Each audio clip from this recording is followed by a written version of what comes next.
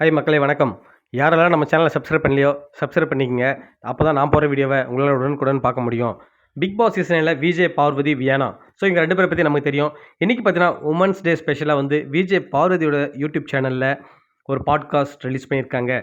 So இதில் வந்து பார்த்தீங்கன்னா விஜே பாரு நிறைய கொஸ்டின்ஸ் கேட்டிருக்காங்க வியானா கிட்ட. ஒரு ஃபன்னாக தான் கேட்டிருக்காங்க.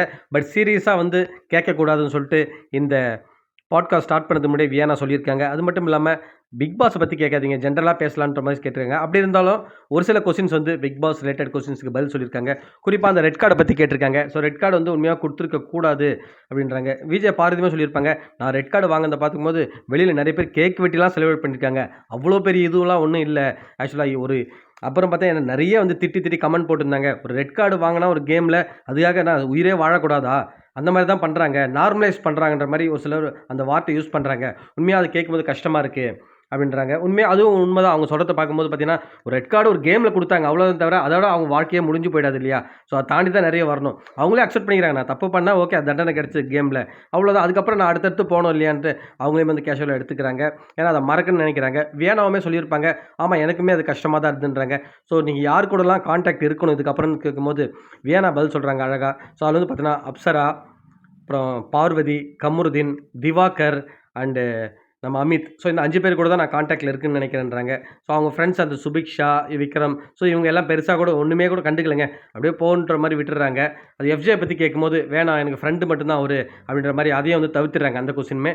அப்புறம் நம்ம விஜே பார்வதி சொல்கிறாங்க, நாங்கள் உள்ளே எங்கள் அம்மா வரும்போது பார்த்தீங்கன்னா அந்த துணிவே சக்தின்னு சொல்லியிருப்பாங்க, அதை வந்து வேற ஒரு ஷோவில் பண்ணியிருக்காங்க. ஸோ நீ அந்த ஷோவுக்கு போயிருக்க அப்படின்றாங்க.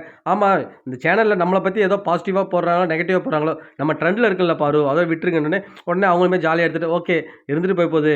பட் ஆனால் பாருங்கள் இதில் கூட வந்து அவங்க வன்மத்தை காமிக்கிறாங்கன்ற மாதிரி பார்வதி சொல்லியிருப்பாங்க. உண்மையாக அது எல்லாருக்குமே கஷ்டமாக இருக்குன்னு சொல்லிட்டு நம்ம அப்போவே சொல்லியிருந்தோம்.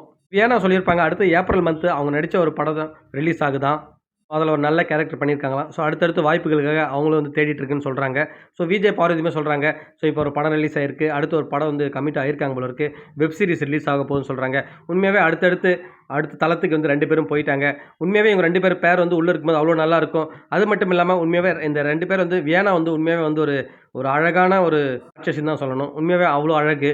இந்த சீசன்லேயே வந்து அழகுன்னு பார்த்தா உண்மையாக வியானா தான். இது யாருமே மறுக்க முடியாது. அவங்க பண்ண ஒரு சில தவறுகள் வந்து நான் அதை வந்து இருக்கக்கூடாது. எனக்கு இப்போ டைம் கிடைச்சதுன்னா மறுபடியும் அந்த டைம் மிஷின் இருந்ததுன்னா அந்த 1 வீக் பேக் போயிட்டு நான் மாற்றிடுவேன்ற மாதிரி சொல்கிறாங்க. ஆனால் இந்த இன்டர்வியூ ஃபுல்லாக ரொம்ப ஃபன்னாக தாங்க இருக்குது. யாரு மேலேயும் வன்மம் இல்லை, ஜாலியாக பண்ணியிருக்காங்க. டைம் கிடைச்சா போய் பாருங்கள் மக்களே. மீண்டும் உங்களை அடுத்த வீடியோவில் சந்திக்கிறேன். நன்றி.